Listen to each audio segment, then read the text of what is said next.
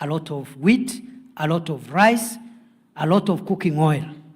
The government, in its agricultural transformation program, is reducing imports, encouraging our own production. For example, I can give the example of maize. 2022, we had produced 34 million bags.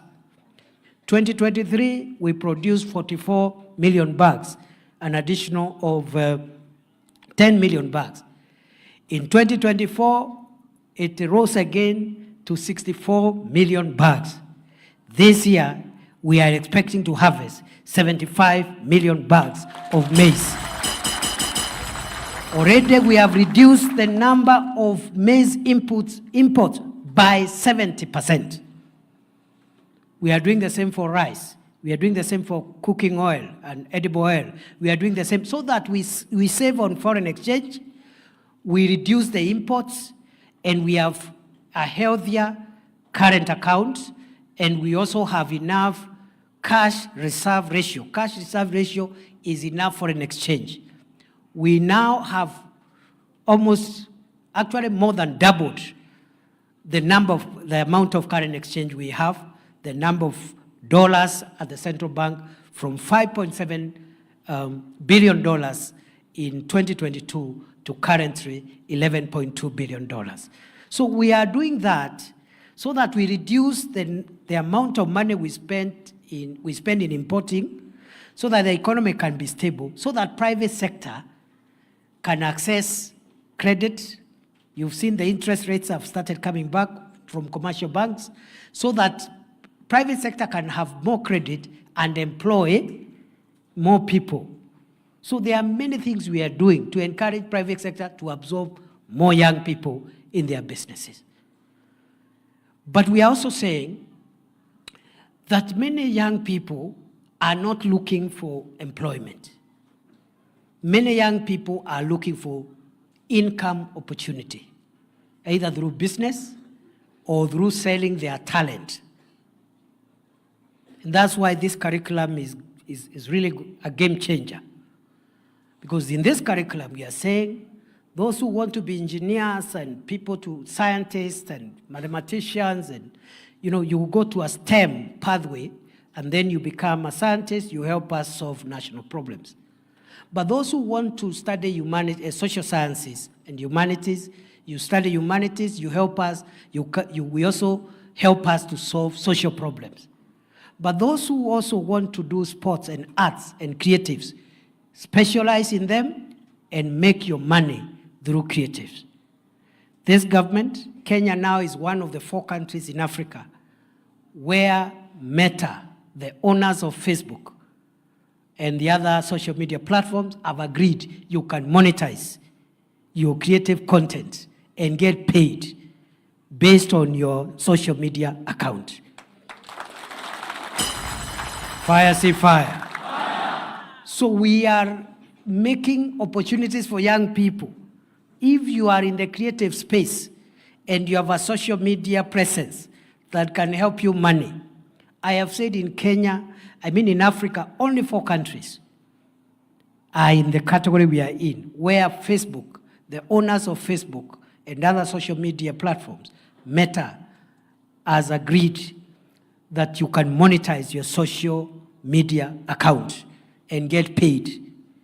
And the president this month, actually at the end, the 3rd week, is going back to America to negotiate for greater monetization of social media content, and you're going to get a number of young people creating incomes and expanding the opportunities using the internet. What are we doing?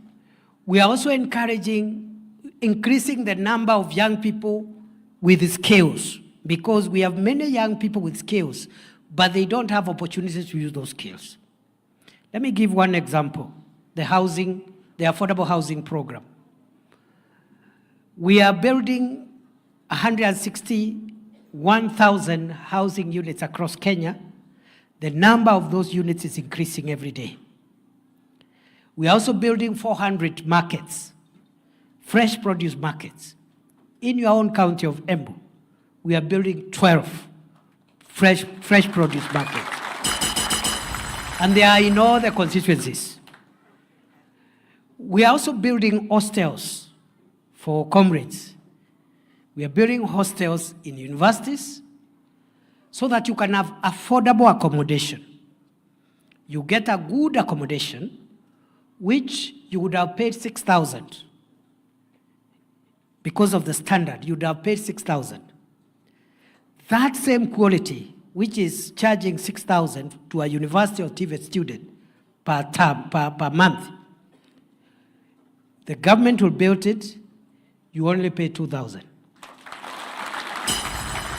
Same high quality, so less than half of what you're paying.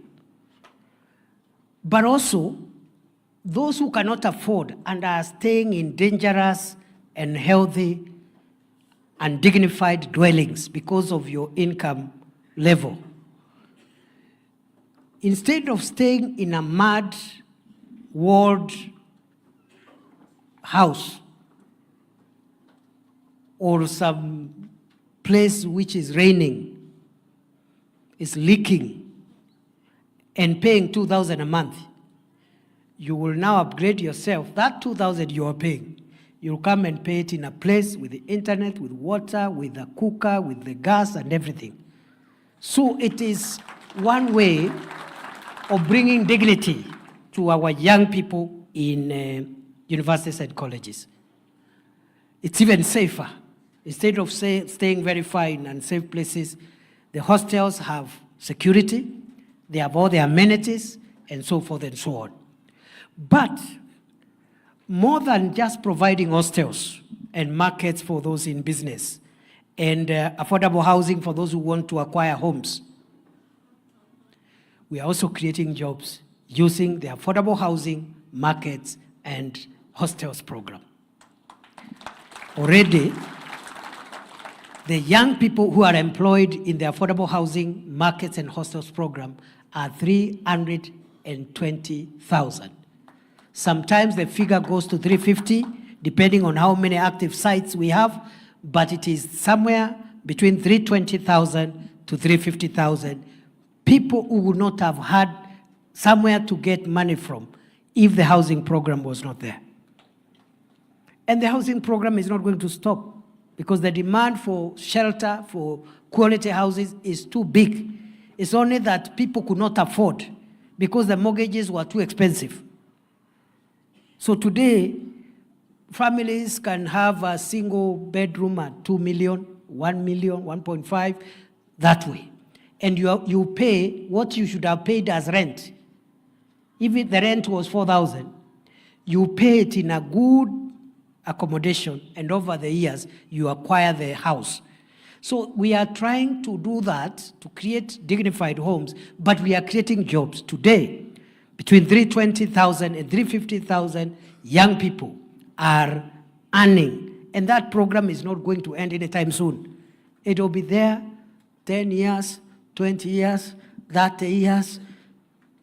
And for those who think this program is not important, read the history of South Korea, Singapore, and Malaysia. One of the programs that transformed the standards of living was the housing program, where, for example, Singapore, 99% of the citizens are homeowners. That is why Singapore is always #1 in the Human Development Index, because 99% of everyone has some form of a good home. And you know, a home is an asset.